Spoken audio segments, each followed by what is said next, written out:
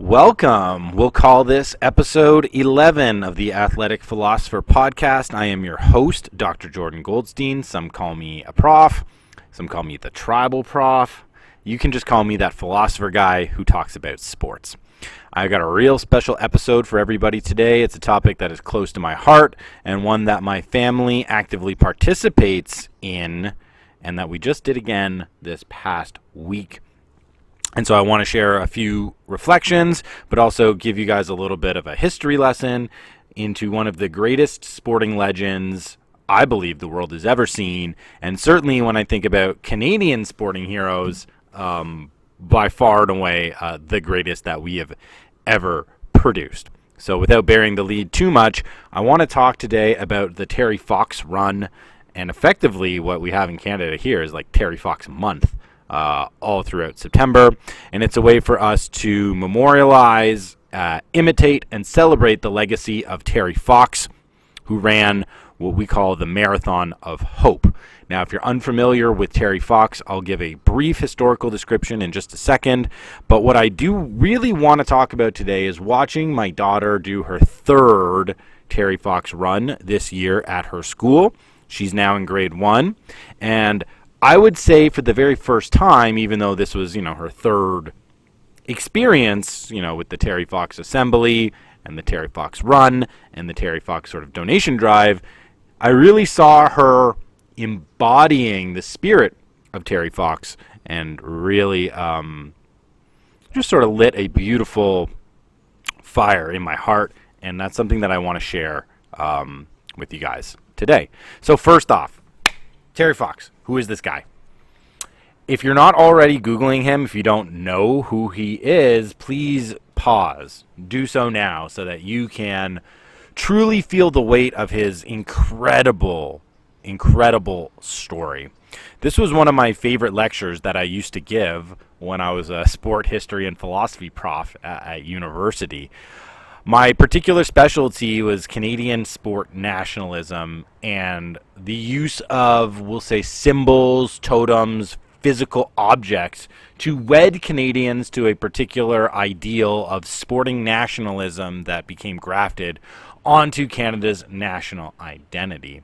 And so Canadians have always been a sport-loving people, and we've always looked towards athletes and sporting accomplishments as powerful identity drivers, both individually and collectively. And when it comes to myth making and legendary performances, Terry Fox certainly stands above and beyond everybody else.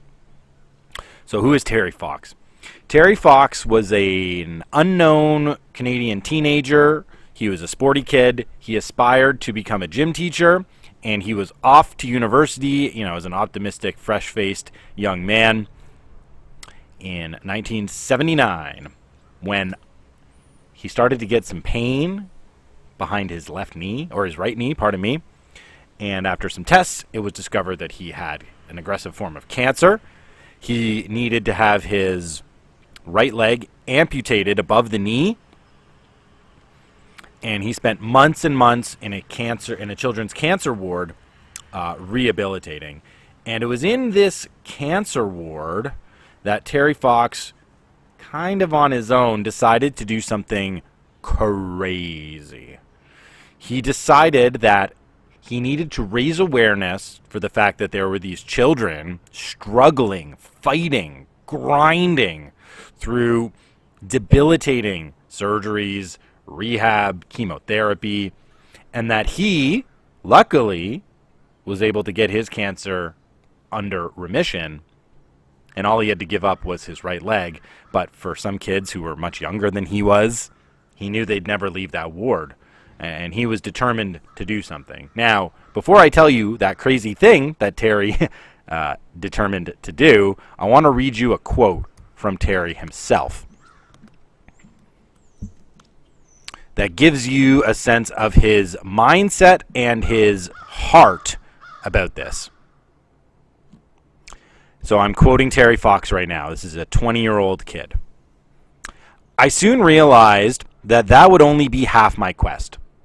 That being recovering and beating cancer on his own. That was only half of what he was tasked to do in his own mind. For as I went through, the 16 months of the physically and emotionally draining ordeal of chemotherapy, I was rudely awakened by the feelings that surrounded and coursed through the cancer clinic. There were faces with brave smiles and the ones who had given up smiling. There were feelings of hopeful denial and the feelings of despair. My quest would not be a selfish one. I could not leave knowing these faces and feelings would still exist, even though I would be set free from mine. Somewhere the hurting must stop, and I was determined to take myself to the limit for this cause. One of the reasons why athletes stand as heroes and as paragons of moral virtue is their willingness to endure physical suffering and make that necessary sacrifice in order to gain something greater than themselves. And clearly that's what Terry Fox is expressing here. I was determined to take myself to the limit. So what was that limit? What was that crazy thing that he dreamed up to do? Well, I already mentioned before, we call Terry's incredible activity the Marathon of Hope. So what is the Marathon of Hope? Terry Fox determined to run across the entire length of Canada from east to west. Canada is a silly country, friends. It's over 8,000 kilometers long, or 5,000 miles from the east to the west. Terry Fox decided he was going to run one marathon every single day in order to get across this country. Now, Terry Fox also is an amputee. He does not have a right leg. He has a prosthetic, and he's got a little bit of a stump that comes down from his hip. And we're not talking about the incredibly aerodynamic and responsive prosthetics that we see people, like Oscar Pistorius, running incredibly fast times around the track with these prosthetics. Terry Fox's prosthetic is awkward. It's rigid, and it causes him to run with an extraordinary limp and what can only be described as a painful-looking running gait. But he's determined. On April the 12th, 1980, he embarks from St. John's, Newfoundland, dips his prosthetic into the Atlantic Ocean, and he starts running across the country. He is followed by nobody except for a couple of teammates that are supporting him in a camper van. He usually runs a half marathon or more in the morning, takes a break, finishes up in the afternoon, and then rests and gets ready to do it all over again. He does not stop. Rain, sleet, snow, ice, hurricane force winds, you name it, he ran through it. Humidity, heat. And he had a very simple goal when he started. He wanted to raise 1 million Canadian dollars for cancer. But as word spread of this young, courageous man hobbling around on one leg, running the entire length of the country to raise money for cancer research, the donations started to pour in. And there was one donation, I forget where he was, but there was something like 1,000 people or 10,000 people had each thrown in $1 and had given Terry Fox either $1,000 or $10,000. And that lit him up. And he realized he had been aiming too low. $1 million was not enough. He decided to raise $1 for every Canadian person. $24 million at that time. And as he starts to make his way into the more populous provinces, Quebec and Ontario, the crowds, they start showing up. Terry Fox days are now being proclaimed whenever he arrives into a new town or city. He is being hailed as a hero. He is throwing out first pitches. He is doing ceremonial coin tosses at football games, right? He is speaking to crowds of thousands and thousands of onlookers and inspiring everybody to dream big and to chase what matters most to them. Terry Fox stayed true to himself. As you can imagine, with all of the popularity and the goodwill Terry is generating for himself, he begins to receive overtures from corporations, from big companies to sponsor him, like McDonald's, for example, or Adidas. And he says, no, I don't want your money. I don't want this to become anything other than what I set my sights on, which was my own run to raise money for cancer research. Pretty incredible when you imagine the temptation that was ahead of him to simply get a little more comfortable along the way. But he never gave in to that comfort. He never gave in to that temptation. He's been running now for 5 months. In early September, just to the east of Thunder Bay, Ontario, which is the very western edge of Lake Superior. So he's over halfway there.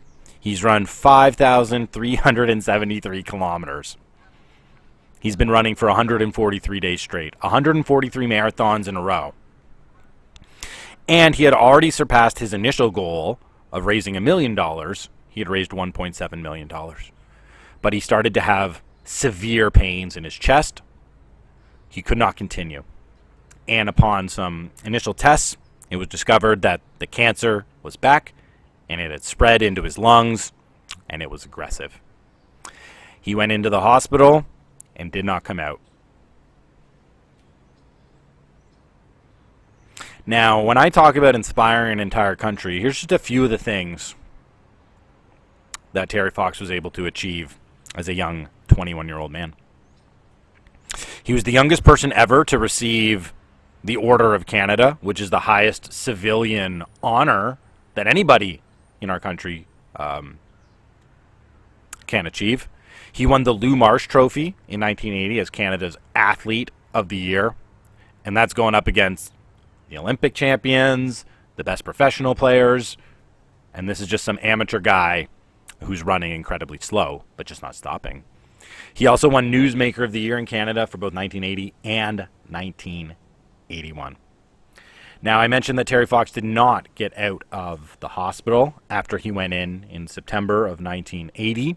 But remember that audacious goal that he reset for himself, raising $1 for every Canadian, $24 million. By the time April 1981 rolled around, 1 year after he embarked from St. John's, Newfoundland, on his Marathon of Hope, $24 million had been raised across Canada for Terry Fox. And he knew that he was likely jeopardizing his ability to live a long, productive, and fruitful life. And he implored everybody that the Marathon of Hope had to keep going. It had to keep going no matter what. So he clearly takes himself to the limit, so much so that the cancer returns and the Marathon of Hope effectively kills him. But what's happened in that 30 plus years since Terry Fox did this? 40 plus years, oh my gosh. In 1988, the Terry Fox Foundation was created, and Terry Fox runs happen all across the world in the month of September, commemorating when Terry Fox dropped the torch of the Marathon of Hope and how we all collectively pick it up. Dozens of runs are held in countries outside of Canada every single year. There are thousands of these that take place inside of Canada.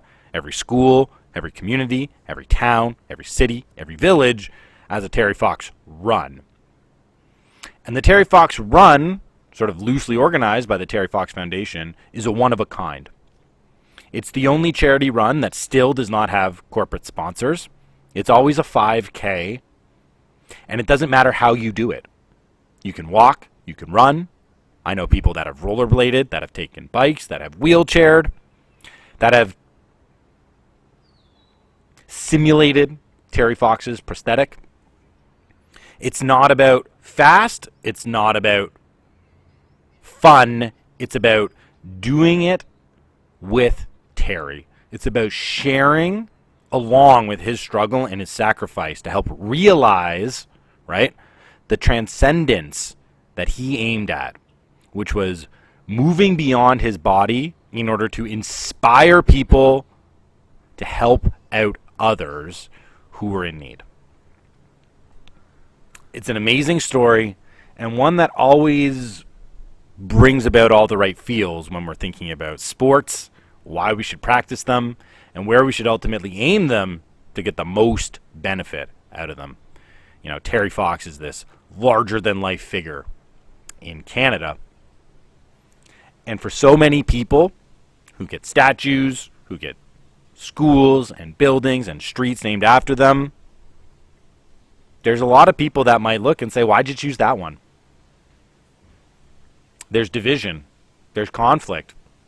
There's a difficulty of consensus for people from all different walks and spectrums of life to agree that this is a person we should commemorate, celebrate, honor, and then imitate. Terry Fox is one of those rare unanimous choices. And so this brings me to reflecting on watching my daughter this past Friday at her school's Terry Fox Assembly and Terry Fox Run. Now, my daughter is in first grade, and this is the third time she's been a part of a Terry Fox Assembly and a Terry Fox Day. It's always something that I like to highlight, given my role as an athletic philosopher and as a coach who uses sports to help people break through, right, in life, but also somebody who trains and competes in endurance sports. There's just a lot of Terry Fox's story that resonates deeply with me. I'm also a Canadian sport historian, right? So this is a really great chance for me to impress down upon my children a lot of the things that I value about sport for all the right reasons and for all the best reasons. Now, when she's 4 and when she's 5, there's a limited amount of explicit knowledge she can really gain. It's more about the experience. It's more about creating kind of like core foundational memories and about creating feelings inside when we talk about somebody like Terry Fox. And the one thing that we always impressed upon my daughter on these Terry Fox days is we got to do something that's difficult, and we don't quit when it starts to hurt. Now, when you're 4 and 5, as a kindergartner, you don't get to participate exactly the same way as all the other kids, right? To give you a stage, there's a big assembly. Everybody comes to the gym, right? There's a Terry Fox team that usually recites some words of inspiration about the story of Terry Fox and his legacy. There's usually like a video where we watch and learn a little bit more about Terry Fox and his story. And then everybody goes out of the gym onto the soccer field, and we start running around for 20, 30, 40 minutes, depending on sort of the schedule of the day. Now, grades 1 to 6, they run outside and around the whole yard, and the kindergartners are kind of in a little circle in the middle, and there's like a no man's land in between. So the first 2 years, it was very important to me to bring my running shoes, bring some running shorts, and to walk or jog around with my daughter inside that little ring so that she understood this is what we're here to do. We run, we have fun, but we go around even when we don't want to go around, because that's how we pay tribute to Terry Fox. That's how we honor his legacy. That's how we share in the struggle with him. That's how we use the athletic heroism of somebody who inspires us, right, to motivate us in action and allow us to live our lives with a little bit of that passion and inspiration that that person gives to us. And as with parenting, right, you are trying a lot of different things. You're not sure exactly what's going to stick and what's going to be remembered. And you're just hoping to create a lot of core foundational memories and values inside of your children that are going to emerge and sprout later in their lives. And that's what was so powerful this year about my daughter's Terry Fox experience. So I'm going to give you the experience from my daughter Lillian's eyes. So for the first 2 years, we did the solicitations for her, right? Part of the Terry Fox run is to raise money for charity each year her school has a goal of raising, I think it was $1,000 the last 2 years, and this year was $1,500 for the entire school. We, in my family, we've had some touches with cancer, both intimately, but also, in our wider friend circle and network. And it's something that we are always mindful of donating to. And so whenever the Terry Fox Run comes around, we want to support our school, we want to support Terry Fox, and we want to support my daughter and make her feel as though this is a very important thing for our family for a bunch of different reasons. And in the last 2 years, we've raised about 20% of the fundraising goals just from our immediate family. But this year, my wife, genius wife, made my daughter send out the solicitation. So my daughter recorded a video of herself asking family members to donate to her school for the Terry Fox Run and explaining why we donate, why it's important, and why she would really appreciate any money, right, that our family could spare. And she kicked it off by donating $10 of her own money, right, that she gets for spending, that she gets from doing chores. She can spend on anything she wants. And she decided that she wanted to start off this year's Terry Fox Drive with her own money. Champion. That sort of gives you a sense of the lessons that are being learned by repeating and being consistent with the value and the meaning of a day like today, a day like the Terry Fox Run. So that was the first really cool change.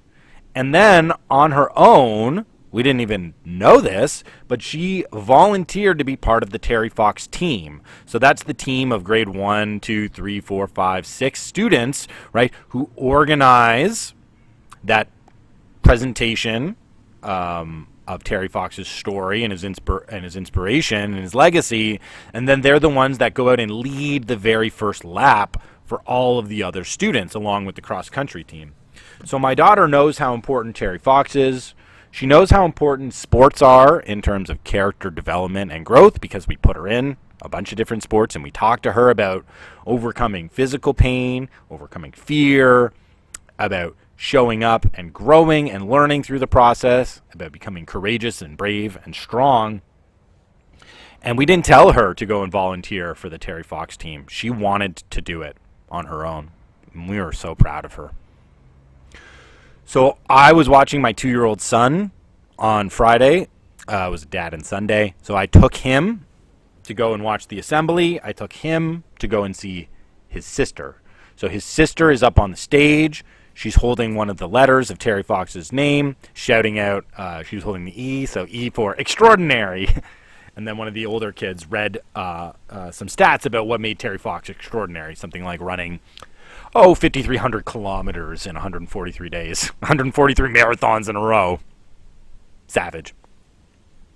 And then she waits with pride at the exit of the gym to go out and start running around. And here's what I noticed. When she was 4 and 5, running was for fun. When she was 6, running had a purpose. She was dialed into the idea of going around consistently, feeling a little bit of that strain, meeting the dark place, and pushing through. So I sat with my 2-year-old son at the edge, and every time she would come around, we would cheer her. She would look over with a little bit of a tired face, saying, "I'm sore, but I'm going to keep going. I'm going to keep going for Terry." And every once in a while, she would come.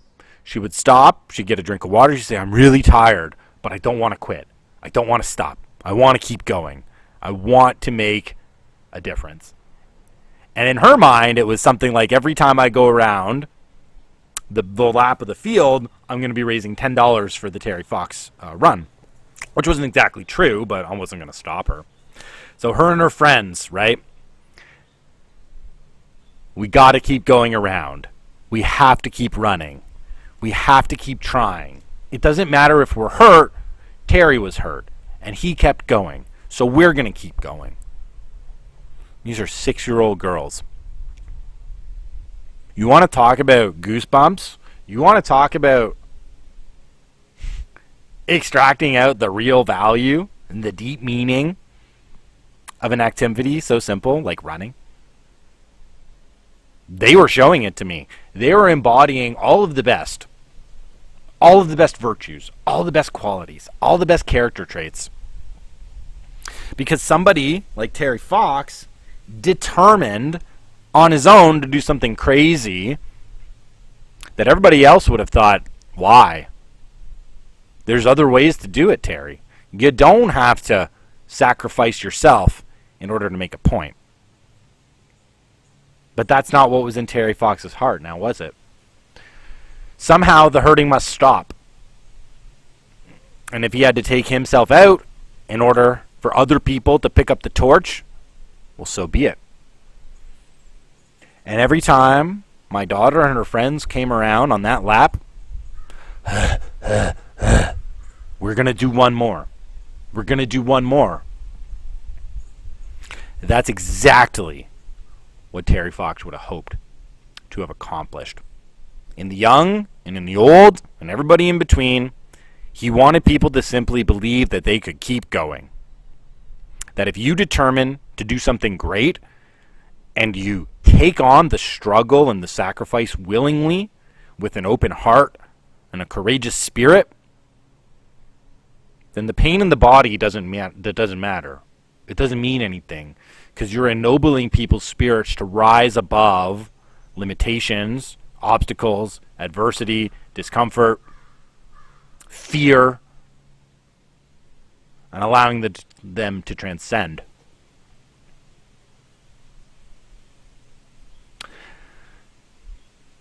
In the almost 35 years that the Terry Fox Foundation has been active, it's raised over $850 million for cancer research. That's incredible. It's just simply extraordinary what one person's willingness to suffer and struggle for what they believed was right ended up achieving in the world. It was the action of Terry Fox that was so congruent to his heart and to his spirit that makes him a unanimous choice as one of the greatest Canadians who's ever lived, and certainly the most inspirational Canadian athlete anybody has ever seen. It's why we run Terry Fox runs every single September in every single school across Canada, raising thousands and thousands and thousands of dollars with the sweat, the determination, and the will of school children leading the way. So as I sit here, wrapping this reflection up, you can obviously hear the pride that's beaming from my soul and from my heart about what I witnessed in my daughter, because it is that linking of heroism through the generations that's truly meaningful when it comes to sport. Sports have magic because they're mythological, because they stretch beyond our immediate time and place and connect us back with the eternal legends, the ones who came before, the greats, the ones from the golden age, the ones we want to aspire to be like. Without history, we've got no roots, and without roots, we have no purpose. And every time we can use our legs and our heart and our lungs and our brain to connect to the heroic past, imitate it, bring the virtues into the present time, and revive them, we're not just bringing about our best, but we're bringing about the best for everybody. And ultimately, that's the lesson of Terry Fox. When we use our hearts to determine our course of action, and we aim with fire and passion and determination, there is no limit to what we can achieve in the world. There is no limit. And even if we have a finite body that will give out, that will expire, that will have to bury into the ground, ashes to ashes, dust to dust, our spirit lives on, is triumphant in victory and celebration when we live out what's truly inside of us. And we don't let the naysayers determine for us what that destiny is. If Terry Fox decided to tell dozens of people he was going to go off on a marathon of hope, he might not have. Because they all would have said, don't, stop, do something else. Do something a little bit more reasonable, a little bit more responsible, a little bit more pragmatic. Use your brain. Don't listen to your heart. Nah, he kept it a secret because he knew. He knew that he would be denied the chance to go for his ultimate glory by people who didn't share his passion and didn't understand what was written on his heart. So if you're out there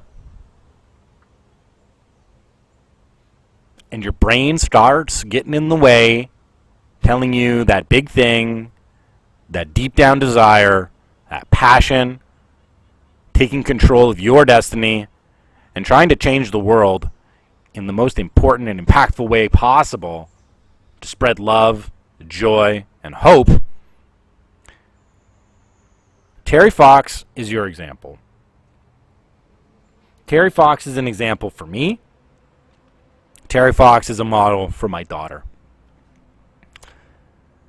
And it doesn't have anything to do with how fast he ran, and it has everything to do with his insatiable desire to triumph in the face of adversity and to not quit when everything told him he should. And because he didn't quit, we're still talking about him. We're still running in his memory. We're still raising money for the cause that was on his heart. Don't ever limit yourself, because you're robbing the world of your greatness. Now, we don't all have to do something as audacious as Terry Fox, but can we do something more? Can we be a little bit more daring? Can we be a bit more courageous? Can we stop limiting ourselves? Can we start dreaming? Can we start living through the heart and with passion? That's the most important lesson. And not to do it in a way that's hedonistic or consumptive or that is only about my enjoyment. But it's about struggling to bring out the best of yourself.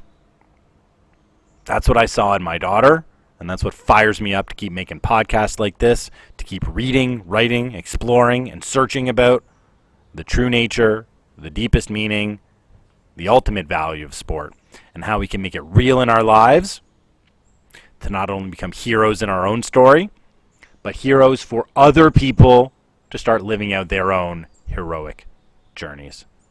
Peace and love. Talk to you on the next one.